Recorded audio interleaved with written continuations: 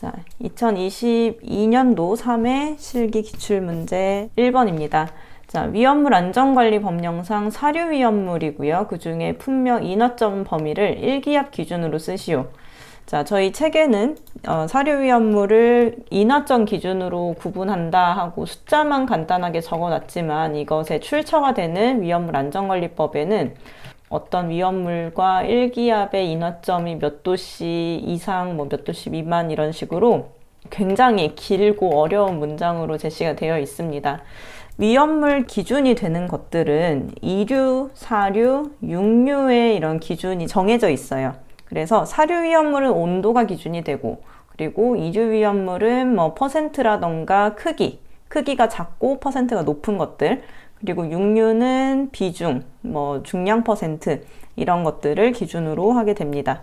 자, 사료는 인하점이 몇 도에서 몇 도까지인지를 기준으로 하게 되는데, 자, 문제에 나온 것뿐만 아니라 다른 부분도 알고 있는 것이 실기에서는 중요하기 때문에 이제 다 살펴보도록 하겠습니다. 자, 사료 위험물에서 특수인화물부터 분명히 시작하죠. 그리고 1석유류, 알코올류도 나오지만 뒤쪽에 보도록 하고요. 2석유류, 3석유류, 4석유류, 동식물유류가 있습니다. 그 다음에 알코올류도 따로 보도록 할게요. 자, 특수인화물은 특수하게 위험한 물질입니다. 그래서 조금만 잘못해도 어떤 충격이라던가 마찰만 있어도 불이 붙을 수 있는 특수하게 위험한 물질입니다. 자, 그렇다 보니까 온도가 굉장히 낮습니다. 그래서 영하 20도씨의 온도를 가지고 있고 또 40도씨, 100도씨 이렇게 3개의 온도 기준을 가지고 있습니다. 특수인화물만 특수하게 위험해서 그런 건데요. 뭐가 영하 20도씨냐면 인하점이 그렇습니다. 인하점은 점화원이 있을 때 불이 붙는 온도고 영하 20도씨 이상이라면 어디서든지 불을 갖다 대면 무조건 불이 탑니다. 자, 40도 비점, 그리고 100도는 발화점, 점화원이 없음에도 주변의 온도가 뜨거워서 불이 붙는 온도가 발화점이고요. 그래서 우리가 평소에 정말 혹한기가 아니라면 영하 20도는 거의 다 넘습니다. 그러니까 언제 어디서든지 불이 날 수 있는 것들, 그래서 특수인화물로 분류한다 이렇게 이해하시면 되겠고요. 점점 올라갈수록 인하점의 범위가 높아집니다. 인하점의 그 제한이 높아지는데요. 1석유류의 경우에는 물결하고 21도 이렇게 쓰는데, 자, 여기 물결은 마이너스가 아닙니다. 그렇다 보니까 21도씨 미만인 그런 물질들은 다 1류 위험물이 된다. 그러니까 영하 20도씨는 넘으면서 21도씨보다 낮은 것들이 1석유류가 되겠죠. 그리고 21에서 70도씨, 그 다음에 3석유류 70에서 200도씨, 4석유류 200에서 250도씨가 됩니다. 자, 온도가 높아지면 높아질수록 인하점의 그 온도가 높아지고, 즉 주변의 온도가 뜨거운 상태에서 불이 붙을 수 있는 상대적으로 그나마 덜 위험한 물질들이 된다라고 보시면 되겠고, 자, 여기는 조금 구분을 해야 됩니다. 이 위쪽에 특수인화물부터 1, 2, 3, 4석유류까지는 석유에서 추출한 기름이에요. 우리가 원유를 수입해 오면 그것을 분별 증류시켜서 그 비점이 낮은 것 순서대로 석유의 제품을 뽑아내게 되는데, 이것과 전혀 다르게 석유로 만드는 기름이 아니라 동물이나 식물에서 추출하는 돼지기름, 참기름, 콩기름, 들기름 이런 것들은 석유에서 추출하는 것이 아니기 때문에 다른 분류로 봐야 됩니다. 그래서 석유류가 끝나는 인하점의 기준이 250도죠. 동식물유류도 마찬가지로 250도씨 미만에서 불이 붙는 것들은 모두 위험물이라고 보시면 되겠습니다. 특수인화물부터 4석유류까지는 석유에서 추출한 것 중에 250도씨 미만에서 불 붙는 것들, 동식물유류의 기준은 동물이나 식물에서 추출한 기름 중에서 250도씨 미만에서 불이 붙는 것들, 이렇게 추출되는 원료가 다른 거라고 구분해서 이해하시면 되는데, 여기에서 이렇게 헷갈리실까봐 드리는 말씀입니다. 이렇게 쭉쭉 온도가 올라가다 보니까 동식물유류는 250도씨보다 높은 거 아닌가? 라고 생각하실까봐 이렇게 말씀을 드리는 거예요. 자, 동식물유류는 250도 이상이 아니라 250도 미만인 동물이나 식물에서 추출한 이름입니다. 네, 섭씨는 도씨를 의미하는 거니까 영하 20도 이하 이렇게 하셔도 되겠습니다. 그리고 알코올류의 경우에는 온도의 기준이 아니고 탄소의 개수가 1개에서 3개까지, 그리고 알코올의 함량이 60 중량 % 이상인 위험물을 알코올류라고 하니까요. 알코올류의 기준까지 같이 정리를 해 두시고요. 그래서 인화점의 범위는 우리가 외울 때는 이렇게 쓰지만 21도 미만이라고 하시면 되겠고, 제3석유류의 경우에는 70도 이상, 200도 미만, 사석유류는 200도 이상, 250도 미만. 자, 이렇게 보시면 되겠습니다. 예전보다 이제 점점 갈수록 이렇게 이상이라든지 미만, 초과, 이하 이런 것들에 대해서 채점을 하려고 하는 건지 이렇게 범위를 내는 문제가 점점 많아지고 있는 추세가 있어요. 그래서 일단 여러분들이 숫자를 정확하게 아시는 것이 가장 중요하기 때문에 이런 숫자를 기본으로 외우신 다음에 이런 기출문제가 나온다면 그때 뭐 이상이었는지 미만이었는지까지도 정리를 하시면 좋겠습니다. 제가 예전까지는 이상인지 미만인지 이런 것들을 크게 이제 상관없다고 말씀을 많이 드렸는데, 이제 시험 문제가 이상이나 이하인지 초과인지 미만인지 이런 것들을 구분하도록 하는 경향이 생기는 것 같아서 이런 범위까지도 잘 보시면 좋겠고요. 그리고 이 단위는 법령에 이렇게 중량 %라고 원래 한글로 나와 있습니다. 그래서 한글로 쓰셔도 상관없습니다. 한글로 쓰는 게 오히려 맞다고 보시면 됩니다. 다음 2번 문제입니다. 지정수량 문제는 이제 너무 쉬운 거라서 반가울 수 있기 때문에 쉬운 문제는 실수를 주의하셔야 합니다. 실수하지 않도록 어떤 부분을 잘 봐야 하냐. 자, 지정수량 문제가 나오면 암기법으로 일단 풀면 되겠죠. 이류위험물입니다. 그래서 백황유적, 오철마분, 인고천이 되겠는데요. 자, 여기에서 황화리는 여기 있는 황유적의 황입니다. 자, 100에 이 단위를 안 쓰는 것이 가장 많이 하시는 실수이기 때문에 단위 꼭 붙여주시고, 단위가 틀리시면 이제 전체 오답 처리가 되니까 이 단위를 조심하셔야 됩니다. 그 다음에 정린, 백황유 적이니까 100kg입니다. 자, 금속분은 여기 있는 분에 들어가는 거고 500kg이 되겠죠. 자, 이런 식으로 이류위험물 뿐만 아니라 다른 사료위험물, 특히 단위가 리터가 되는 위험물이니까 단위를 꼭 주의하셔야 되겠습니다. 자, 3번 문제고요. 금속칼륨이 다음 각 물질과 반응할 때 화학 반응식을 쓰시오. 자, K의 경우에 물과 반응한다면 H2O가 되겠고, 에탄올과 반응한다고 하면은 에틸 C2H5, 그 다음에 알코올 OH 이렇게 반응을 하게 됩니다. H2O와 반응하게 되면 물은 H와 OH로 나눠져서 OH가 앞쪽에 있는 금속 부분과 만나게 됩니다. 그러면 K와 OH가 만나게 되는데, 이때 산화수는 K가 플러스 OH가 마이너스이기 때문에 플러스 마이너스의 개수가 같은 상태로 서로 1대1 한 개씩 결합을 하게 됩니다. KOH가 생기고 H2O에서 OH가 떨어져 나가고 남은 H는 혼자 남게 되는데, 이때 그냥 H 하나가 되는 게 아니라 기체 상태에서는 날개가 두 쪽이듯이 이렇게 두 개가 만나야 기체가 된다. 그래서 H2로 생긴다라고 보시면 되겠습니다. 자, 이 상태에서 A, B, C, D 붙여주시고 미정계수법 하시면 되겠고요. 미정계수법 과정과 결과는 교재를 통해서 확인해 보시기 바랍니다. 자, 다음에 에탄올은 K가 C2H5OH와 만나게 되면, 자, 여기에서도 어떻게 반응을 하게 되냐? 이렇게 끊어지게 됩니다. 반대로 좀 생각을 해볼까요? 자, 제가 항상 OH가 앞쪽에 있는 것에 들어간다라고 말씀을 드렸는데, 또 다르게 보자면 K가 H 자리로 들어가게 되죠. 자, 여기도 마찬가지로 K가 H를 몰아내고 H 자리로 들어가게 됩니다. 그래서 C2H5O에 K가 들어가는 거예요.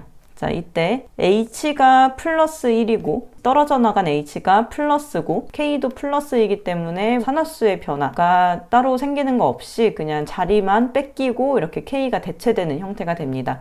그러면 이렇게 떨어져 나간 자리를 뺏긴 H는 혼자 나오는 게 아니고 날개가 달려서 날아가야 되는 기체이기 때문에 H2가 됩니다. 그래서 생성되는 물질이 항상 H가 자리를 뺏긴다. 이렇게 보시면 조금 이해하기 쉬우실까요? 자, 우리가 화학 반응식에서 가장 어려움을 겪는 부분이 사실상 미정계수법이 아니라 반응물과 생성물이 어떻게 몇 개의 비율로 생성되는지가 가장 어려운 부분이기 때문에 H는 항상 자리를 뺏기는 애들이다 라고 이렇게 보시면 되겠습니다. 자, 여기에서 주의하실 점이 C2H5OK의 이름인데요. C2H5O까지가 에틸라이드 또는 에틸레이트라고 부르는 물질입니다. 그러면 이게 메틸알코올하고 반응했을 때 마찬가지로 여기도 수소가 자리를 뺏기고 칼륨이나 나트륨 이런 애들이 들어갈 수 있기 때문에 CH3OK 이렇게 반응을 하게 되면 여기는 메틸라이드라고 읽게 됩니다. 메틸라이드, 메틸레이트. 자, 그래서 생성되는 물질의 이름은 칼륨 에틸라이드와 수소, 이렇게 생소한 물질이기 때문에 이름까지 같이 보시면 되겠습니다. 그래서 반응물과 생성물의 미정계수법 여기도 마찬가지로 해보시면 될 것 같고요. 자, 다음 4번입니다. 다음 위험물의 화학식을 쓰시오. 자, 위험물 표에 있는 화학식을 모두 암기를 하셨다면 이제 이런 문제 잘 푸실 수 있겠죠? 자, 화학식 그리고 화학 반응식은 부분 점수가 없는 문제입니다. 그래서 화학식만 맞았다고 끝나는 것이 아니라 그 산화수의 비율을 통해서 몇 개씩 결합하는지도 잘 알고 계셔야 됩니다. 가번부터 보시면 중크롬산 나트륨인데요. 중크롬산은 크롬이 2개 있다는 뜻입니다. CR이 2개, O가 7개, 거기에 들어가는 나트륨은 Na2가 됩니다. 자, 우리 위험물 표에는 중크롬산 칼륨이 나와 있을 텐데요. 칼륨이나 나트륨 모두 산화수가 플러스 1짜리 물질이기 때문에 산화수가 같은 물질들이 자리를 대체하게 되면 작은 숫자들도 변하지 않고 똑같이 들어간다고 보시면 되겠습니다. 자, 여기에서 Na2가 되는 이유는 중크롬산 염류라는 이 전체적인 작용기가 E-이기 때문이고요. 나트륨이 플러스를 가지기 때문에 나트륨이 2개가 붙고 이렇게 중크롬산 염류가 들어간다 보시면 되겠습니다. 그 다음에 과망간산 칼륨. 과망간산 칼륨은 KMnO4가 되는데 여기도 마찬가지로 K가 산화수 플러스 1 그리고 MnO4가 마이너스가 돼서 이제 서로 한 개씩 결합하는 물질입니다. 자, 그러면 과염수산 칼슘, 여기 과염수산 칼슘이 아마도 실수를 하실 수 있는 부분이 아닐까. 실기 때 너무 긴장이 되고 내가 아는 것도 모르는 것 같고 그런 기분이 들기 때문에 이것을 아마 이렇게 쓰시진 않을까 하는 약간의 걱정이 되는데요. 자, 이거 잘 보셔야 되죠. 과염수산 칼슘입니다.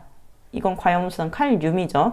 칼슘과 칼륨을 긴장하면 헷갈릴 수 있기 때문에 칼슘을 먼저 쓰고 ClO3를 쓰면 됩니다. 그러면 칼륨이 아니라 칼슘 잘 썼으니까 이대로 끝 난다고 생각하면 이제 또 여기에서 함정에 빠지게 되는데요. 자, 잘 생각해 보시면 염소산 염류들, 그러니까 KClO2, KClO3, KClO4 이렇게 들어가죠. 아염소산 칼륨, 염소산 칼륨, 과염소산 칼륨 이런 식으로 부르게 되는데, 자, 여기에 들어가는 이 칼륨들이 지금 한 개씩이라는 것을 잘 보셔야 돼요.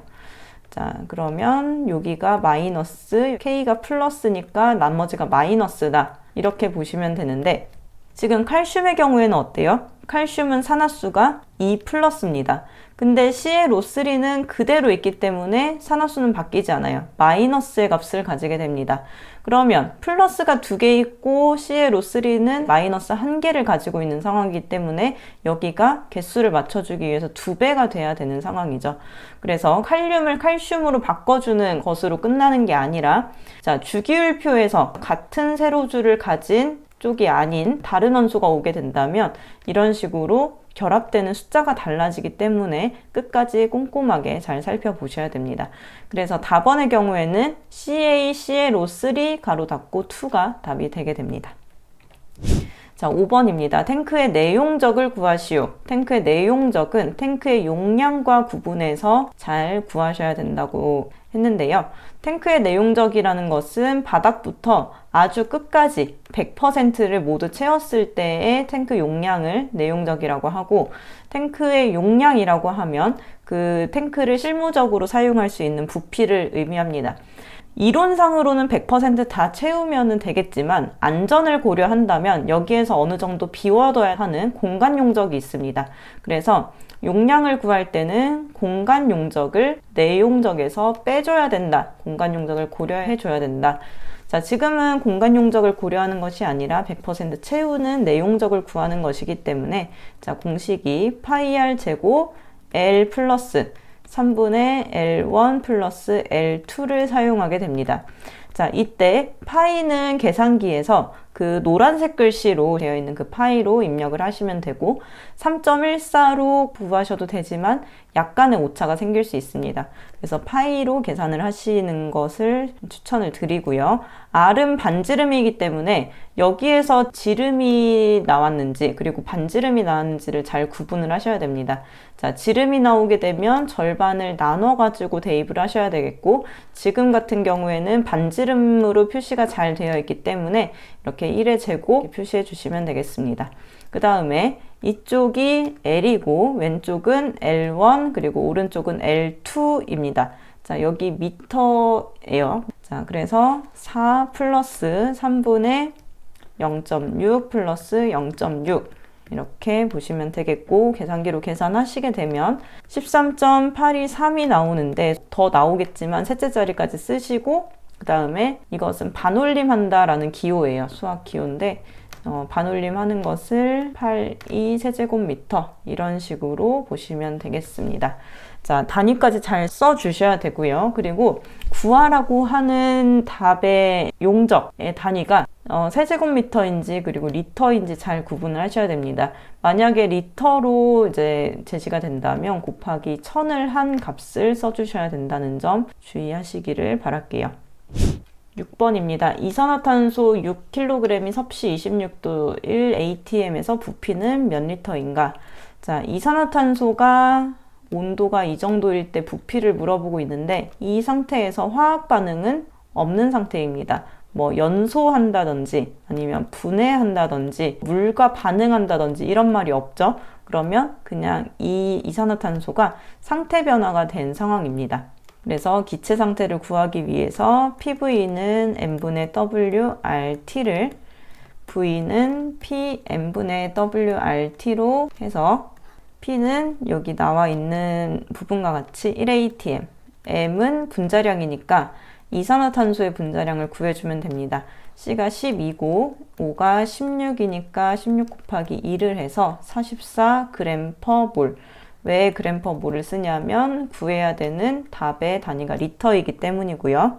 W는 6kg으로 주어졌지만, 여기 6kg으로 주어졌지만 우리는 리터로 부피를 구해야 되기 때문에 이 부분을 g으로 맞춰줘야 합니다. 자, R은 0.082 atm.l/몰.k가 되겠고요. 그 다음에 T는 26에다가 273을 더한 값인 299 켈빈을 써주셔야 합니다. 그냥 이대로 대입하시면 안 되고요. 자, V는 1 곱하기 44분의, 자, 여기 있는 값을 그대로 0.082 299를 곱해 주시면 화학 반응식이 없는 상태이기 때문에 이 뒤에 계산되는 별도의 항 없이 바로 결과값을 써주시면 되겠습니다. 계산기로 했을 때 나오는 값을 소수 셋째 자리까지 일단 써주시고요. 여기에서 반올림한 값이 몇인지를 보여줘야 하기 때문에, 자, 이 과정을 써주시면 되겠습니다. 그래서 풀이 과정과 답을 이렇게 써주시면 되겠습니다. 자, 이상기체 상태 방정식의 경우에는 저희 책에 뭐 계산 과정 답 이렇게 나와 있진 않지만 그냥 100% 다 계산 과정이 채점에 들어간다고 보시면 됩니다. 계산 과정을 책에는 생략해서 넣느라고 이렇게 문제가 들어갔는데요.